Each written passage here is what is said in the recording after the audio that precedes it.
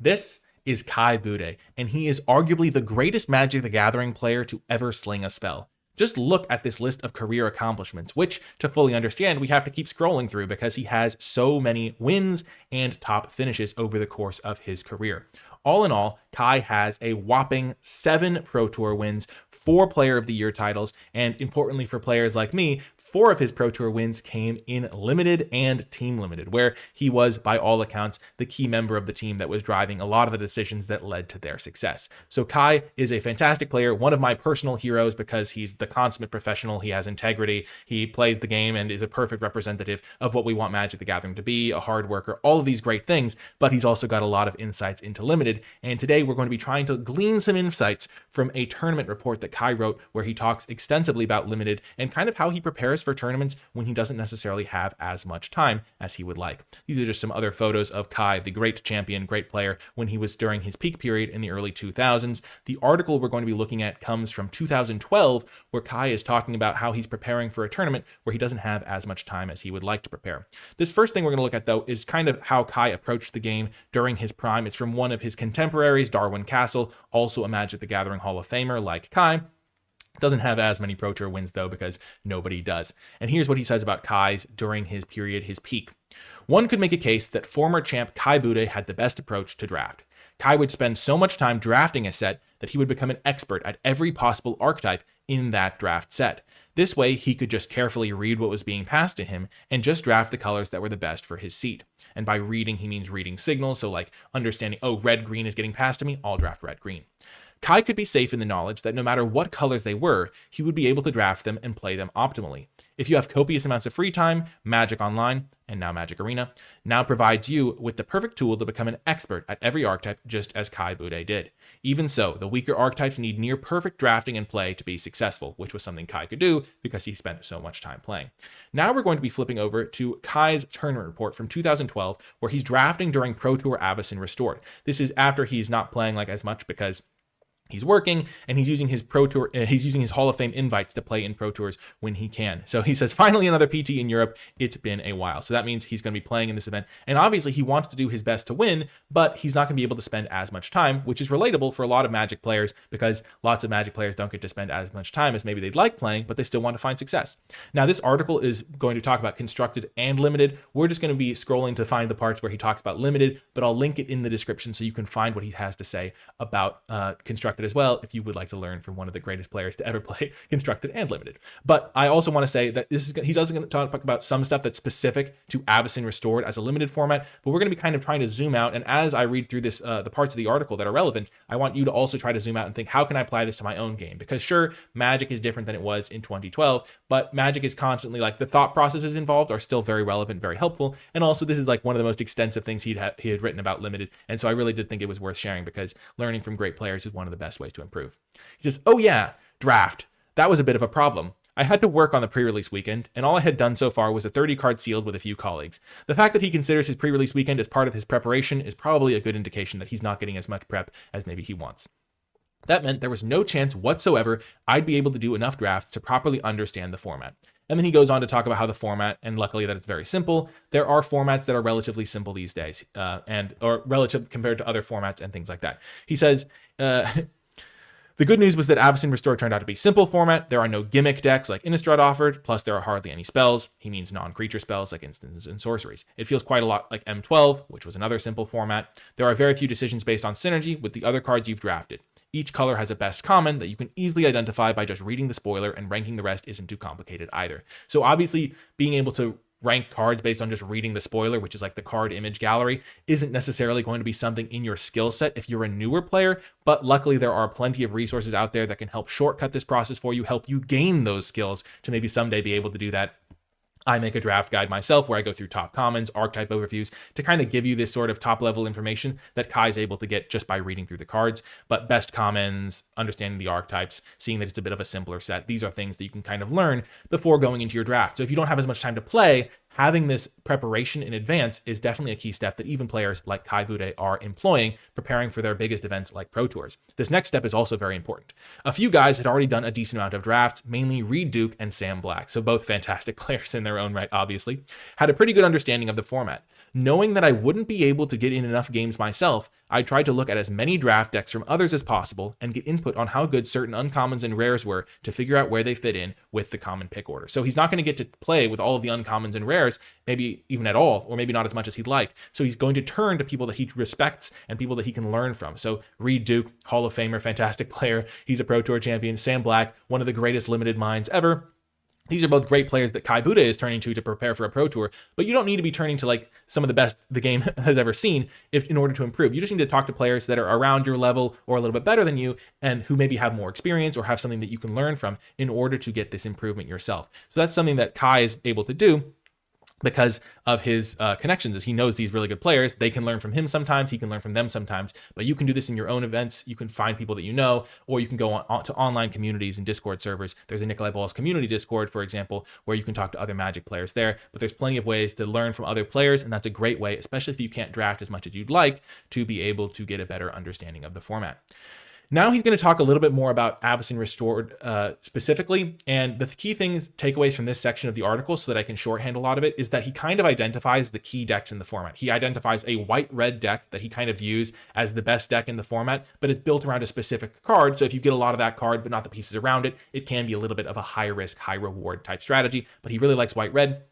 He also likes a blue-green Soul Bond deck, which if you read the cards, if you're going through this article yourself, compared to modern limited standards are not as good, but compared to back in the day, the cards were very good. So he kind of identifies the two key decks he'd like to draft. In modern era limited sets, oftentimes there will be a couple decks that are better than the others. There'll be like 3 or 4 decks maybe that are like the top tier decks, and then the rest of the decks you can win with, kind of like we saw in that article where he said the low tier decks are harder to win with if you don't have complete mastery. That's kind of similar, where there are some higher tier decks that are a little easier to win with. They have a better depth of commons and uncommons. You can draft them a little easier. If you are maybe fighting for the deck with somebody else at the draft pod, you can both end up with reasonable decks. And so by identifying those, you can give yourself a little bit of an advantage when you don't have as much time to draft. So if you only get a few drafts in, you can kind of know what the good decks are going to be.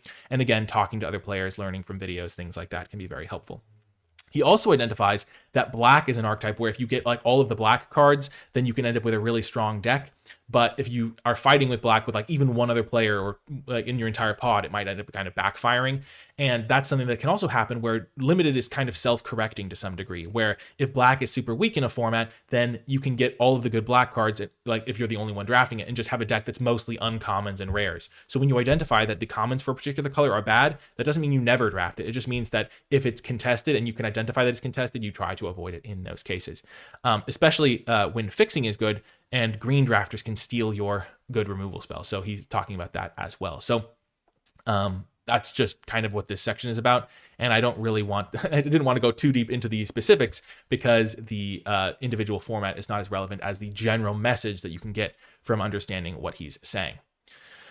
And so he really wants to play blue-green or white-red. When you don't fully understand a draft format, it's generally a better idea to go in with a predetermined plan. And his plan is not, I'm going to draft blue-green or white-red. He's just saying, I want to avoid black and ideally draft blue-green or white-red. And we're not going to get into his specific draft because it's like very nitty-gritty on the format. But in his 2 Pro Tour drafts that he does, he ends up with a 5-1 record, and he drafts blue-green in the first draft, and he starts off with a green card in the second draft because it goes into the blue-green deck that he likes, and he feels more confident playing that deck. Even though he ends up playing red-green, he ends up having a 3-0 finish in that second draft because he kind of had these baselines, and that helped him in the close picks. Because it's not just, oh, I'm only going to draft blue-green or white-red. It's, I'm going to bias towards these decks because I understand them and I think they're good, and it can give you more of a direction for close picks where maybe a pick is slightly better than another, but you take the other card, the slightly worse card, because it's something you're more comfortable with, which is something that he's talking about, going in with a predetermined plan.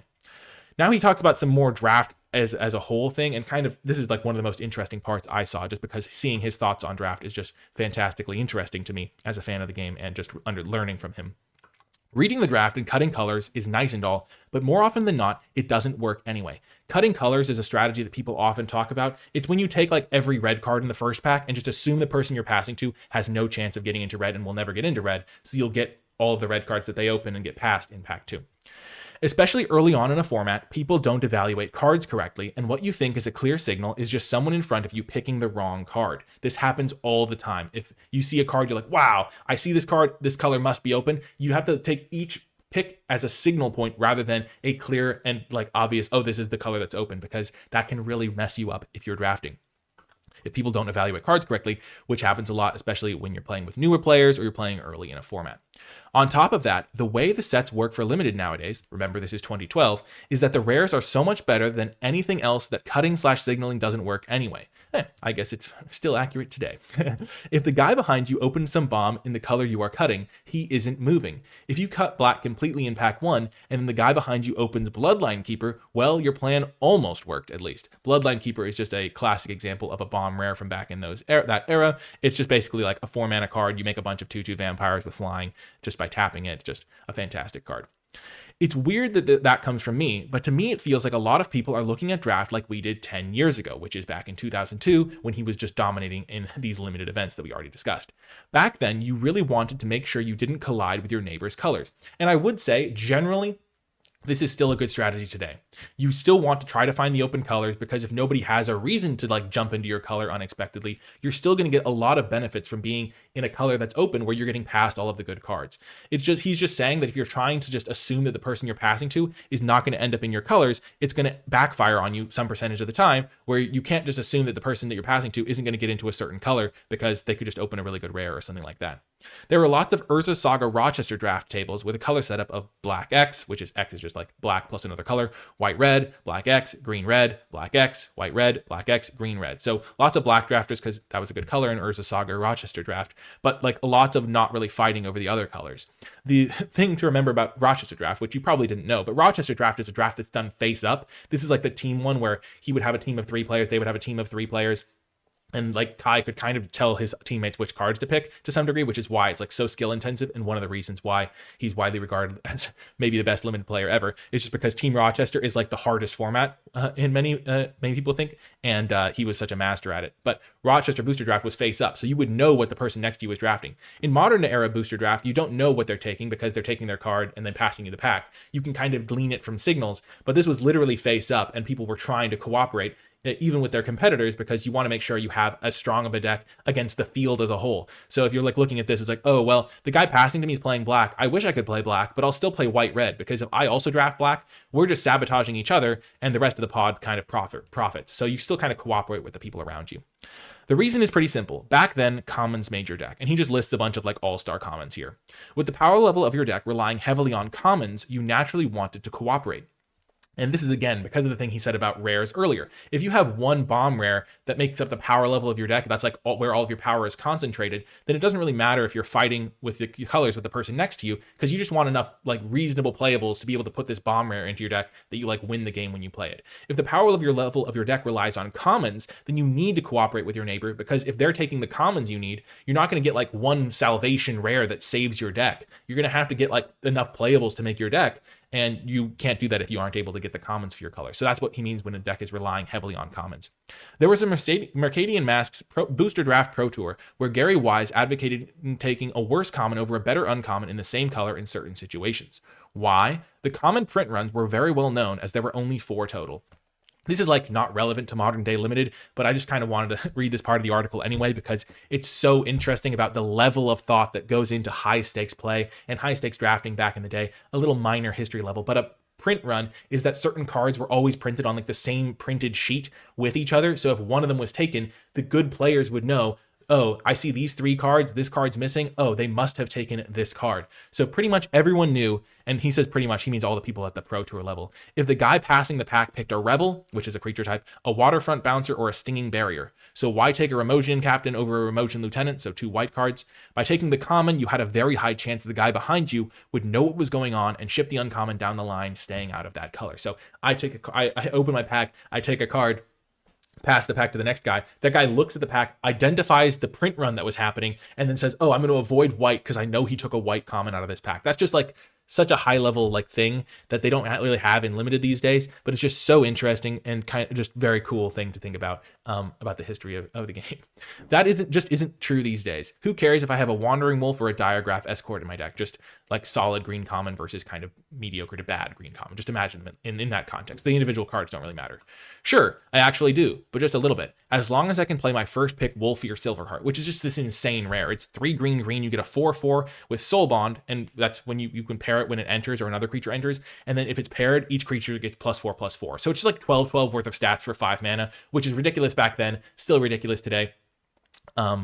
This is just like a really strong card. So he says that as long as he gets to play his first pick Wolfie or Silverheart, he's more than happy to fill up with Diagraph Escorts, which is the worst green common, while the guy in front of me who thinks he cut green has all the Wandering Wolves. So it's like you can't really cut a color as successfully because you never know when the guy next to you opened a Wolfie or Silverheart. And it's funny because somebody actually did open a Wolfie or Silverheart that he plays against. That was his only loss in this entire draft tournament. He went 5-1. He lost to the guy who drafted Wolfie or Silverheart, and I believe the person drafted it like right next to him. So he's still not beating my Wolfie. Both my Pro Tour Avacyn Restored drafts are good examples of this, but I'll get to that later on. So he ends up going 5-1 in the Pro Tour. He drafts blue-green in the first draft, red-green with a splash for black in the second draft, and 5-1 in the Pro Tour draft is like an elite level of drafting, and he did it all with less preparation than normal, using his natural skills, relying on his teammates, and just thinking about how he wanted to approach the format when he didn't necessarily get to be a master of every single archetype. So that's Kai Budde for you. I really wanted to talk about some of the lessons that he taught because he is a personal hero of mine. He's a fantastic drafter. Let's just look at a picture of the champ himself in his living room with a trophy. The Voidmage Prodigy, of course, is the card he got to make when he won the A Magic Invitational, which is pretty cool. And so he's eternally immortalized in both the game's legacy because of his career achievements and in a card, and also just by being a fantastic player that we can all learn from. And hopefully a bit of his wisdom can seep through and we can all become better drafters by learning from Kai.